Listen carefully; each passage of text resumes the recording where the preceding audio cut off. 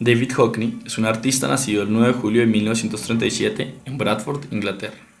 En 1974 pintó en París uno de sus ya acostumbrados dobles retratos, en este caso el de sus amigos Shirley Goldfarb y Gregory Masurovsky, una pareja de artistas estadounidenses que llevaba 20 años viviendo en aquella ciudad. La pintura se puede entender en varios sentidos. Aquí va uno. Marco Livingston, artista, curador y escritor de retrospectivas sobre Hockney, piensa que la mayoría de los dobles retratos del artista nos invitan, por lo general, a ser testigos de un evento privado, de una pareja relacionada por amistad o por amor, ubicada en un lugar donde el contexto que la rodea, los objetos y el lugar donde se encuentra, describe su forma de ser. Hockney, por su lado, se refiere al cuadro como la descripción de la vida de la pareja. Gregory y Shirley son dos artistas norteamericanos casados que han vivido en París durante 20 años en un estudio pequeño, razón por la cual los pone sobre una plataforma, ya que según él, esta representa el muro que quitó para poder mostrar el lugar. Tienen una relación extraña en el sentido que están casados pero están un poco aparte, y Gregory nunca puede salir del edificio sin que ella lo vea, mientras que ella sí puede. En el cuadro podemos ver lo anteriormente resaltado. El lugar es muy pequeño para ellos. Si observamos detenidamente, Gregory no podría dormir en esa cama, pues es muy pequeña para su tamaño. Su cuerpo es desproporcionado en relación al espacio.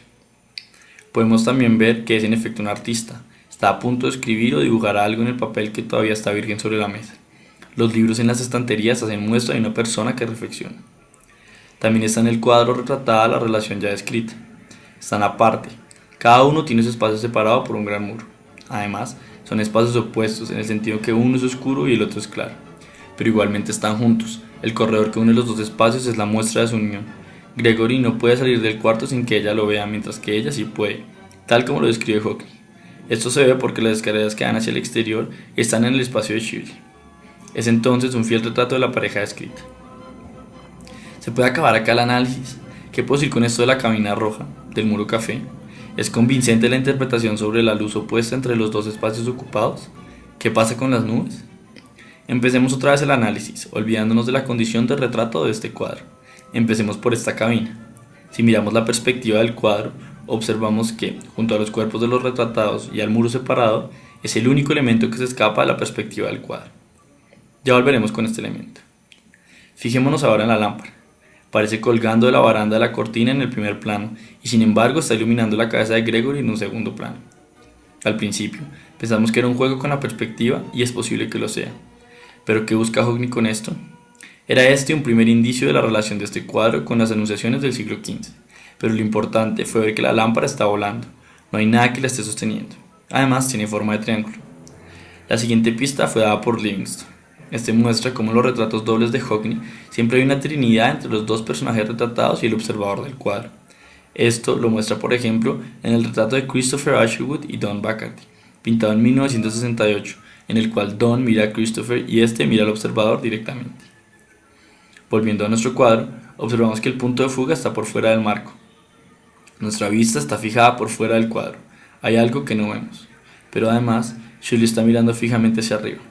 La Trinidad, que con disimulo implica la lámpara por su forma y estado flotante, está en este cuadro presente, puesto que Shirley se conecta con el observador al mirar al nivel de este, mientras que Gregory dirige su mirada directamente hacia él. Segunda pista relacionada con las enunciaciones. Finalmente, Livingston menciona rápidamente que hay gente que compara los dobles retratos de Hockney con algunas enunciaciones, pero que esto es una exageración en la interpretación de la obra de Hockney para lo que éste pudiese estar pensando en aquel momento. Tocaba entonces revisarlas. En el libro Histoire de peinture del francés Daniel Arras encontramos dos anunciaciones de Fra Angelico en el siglo XV. Este artista es referenciado por Hockney en su obra. Un ejemplo es la cortina del cuadro Invented Man Revealing Still Life, que es muy parecida a la del cuadro The Dream of the Deacon Justinian de Fra Angelico. Pero volvamos a nuestro cuadro y a las anunciaciones, comparémoslas. Arras describe de manera simple las dos anunciaciones, abro comillas. El ángel llega por la izquierda, la Virgen está debajo de un pórtico. La parte izquierda de la imagen está ocupada por un jardín cerrado, la hortus conclusus, un prado, pequeñas flores, una barrera y una especie de bosque en el plano de fondo, y toda la parte derecha de la imagen está ocupada por el edificio de la Virgen, la domúncula, la pequeña casa, la Virgen estando sentada sobre un trono en un caso, sobre un taburete en el otro. Cierro comillas. Es claro que estamos ante el mismo esquema invertido, estamos bajo el esquema de dos anunciaciones hechas por Fra Angelico en el siglo XV. Sin embargo, quedamos igual. No podemos interpretar esta obra como una anunciación. De todas formas, todavía no sabemos qué significa la cabina roja, o por qué cambia la posición de los personajes, e incluso por qué cambia el bosque por un cielo azul con nubes. Sin embargo, Agas aclara lo de la cabina. Dice, abro comillas, la perspectiva mide el mundo, pero el misterio del cuerpo de la Virgen se escapa de cualquier medición, cierro comillas. Luego añade, abro comillas, Alberti lo dice, el cuadrante de la ventana es desde donde y no a través del cual uno puede contemplar, en latín contubeatur, la historia, es decir, la composición de la pintura. El cuadrante albertiano determina el templum de la pintura donde vamos a contemplar la composición y por lo tanto algo diferente de la realidad. La pintura no es el doble de lo real y no hay realismo en el siglo XV, pero sí la creación de un templum donde contemplar la composición y lo que dice y piensa la pintura, cierro comillas. Y es eso lo que representa la cabina. Es la representación del cuerpo de la Virgen que no puede ser medido por la perspectiva y por eso se escapa de esta y por eso no se puede acceder a esta. Es roja porque representa a la Virgen, que es la que aporta la sangre en el momento de la encarnación. Es un templo, un templo. Sin embargo, es posible que Hockney lleve más a fondo la interpretación de Agas. Este último dice que la pintura es pura representación. Al contrario, Hockney dice que la pintura es realidad.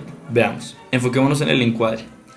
Este no nos permite ver algo que normalmente podríamos ver, ya que nuestra vista está fijada por fuera del cuadro. No sabemos por qué el cuarto de Gregory está oscuro y por qué el de Shirley iluminado, es un misterio. El artista belga René Magritte trata precisamente este tema con los mismos elementos. Jacques Meurice, autor de un libro sobre la obra de Magritte, define la pintura de este artista de la siguiente forma, abro comillas. La idea central de René Magritte es que la pintura debe ser poesía y que la poesía evoca misterio. La palabra clave es misterio, cierro comillas. En el cuadro El reino de las luces, hecho en 1954, Magritte justamente pinta un cielo azul con nubes en la parte superior y en la inferior una casa con un lago que están bajo la luz de la noche. Hay un misterio no resuelto evocado por el encuentro del día y la noche en un mismo espacio y un mismo tiempo. En la pintura de Hockney sucede lo mismo. El encuadre y la ubicación del punto de fuga crean un misterio con el día y la noche que no se puede explicar. En este caso, Hockney está hablando de la realidad y de su representación.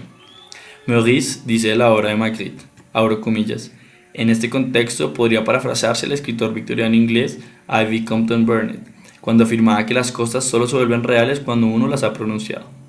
Para el pintor, las cosas forman parte del conocimiento solo después de haberlas pintado. Si solamente es real el pensamiento que permite representar las cosas, si solo ese mismo pensamiento es receptáculo del conocimiento, entonces el cuadro dictado por el pensamiento es la realidad, cierro comillas. Así vemos como para Magritte, tanto como para Hockney, la pintura es la realidad. Esto lo refuerza la posición de Gregory, que está a punto de dibujar o de escribir algo. Esta posición se asemeja a la que Velázquez adopta en su propio cuadro Las Meninas, hablando de cómo la pintura es pensamiento antes que acción. La pintura es pensamiento y por ende realidad. El problema ahora es entender por qué esa realidad es misterio y la clave está en las nubes. Hockney, como dijimos anteriormente, cambia en la estructura escrita por Agas de la Anunciación el bosque por las nubes. Dejemos que la poesía nos explique qué son las nubes. Leamos el poema Nubes de Borges, abro comillas. No habrá una sola cosa que no sea una nube. Lo son las catedrales de vasta piedra y biblios cristales que el tiempo allanará. Lo es la odisea que cambia como el mar. Algo hay destino cada vez que la abrimos. El reflejo de tu cara ya es otro en el espejo y el día es un dudoso laberinto. Somos los que se van. La numerosa nube que se deshace en el poniente es nuestra imagen. Incesantemente la rosa se convierte en otra cosa. Eres nube, eres mar, eres olvido. Eres también aquello que has perdido. Cierro comillas. Las nubes son la definición de la realidad en el sentido que ésta es siempre cambiante. Al ser cambiante es un misterio porque nunca podemos saber realmente qué es. La realidad es un constante devenir. Hockney utiliza este doble retrato como excusa para hablar de pintura. Para él la pintura es realidad, una realidad siempre cambiante y por ende misteriosa para el hombre. De esta forma ubica un cuadro mismo dentro del cuadro, a play within a play, tema que trata Hockney a lo largo de su carrera y que lo relaciona nuevamente con Magritte. La pintura está ubicada muy cerca del centro del encuadre. El tema siempre ha estado puesto ahí por Hockney para que cualquier observador pueda verlo. El tema de este cuadro es la pintura, que se presenta como una ventana, como en los cuadros de Magritte, en donde se aprecia la realidad. Eso es la pintura para Hockney, una representación de la realidad hecha a través del pensamiento que la convierte en la realidad misma. La realidad es un escenario del mundo creado por el pensamiento, de ahí que Hockney haya ubicado la escena principal sobre un escenario con una cortina de teatro. En cuanto a la alcoba, pues es la alcoba de la Virgen. Por eso los cuerpos de los representados también escapan a la perspectiva. De hecho, si observamos bien, podemos detallar que el cuarto no tiene sentido. La lámpara parece estar encima de Gregory, que al mismo tiempo está sobre la cama, sobre la cual hay una repisa llena de libros. Este cuarto no cabe ahí. Parece que hubiese una gran distancia entre la pared de fondo y la cama. Es igualmente inconmensurable a la perspectiva, un nuevo misterio. Se exacerba la idea de pintura como medio para contemplar la realidad misteriosa que siempre nos oculta algo, para interpretar símbolos como lo explicarás.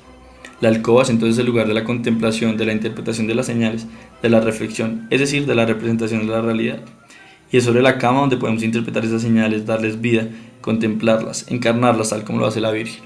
La alcoba misma nos remite al tema del arte como forma de encarnación de las señales, al estar Gregory a punto de escribir o pintar algo. Esta es pues la idea de pintura que Hockney plasma en, entre comillas, doble retrato de sus amigos Shirley Goldfarb y Gregory Masurovsky.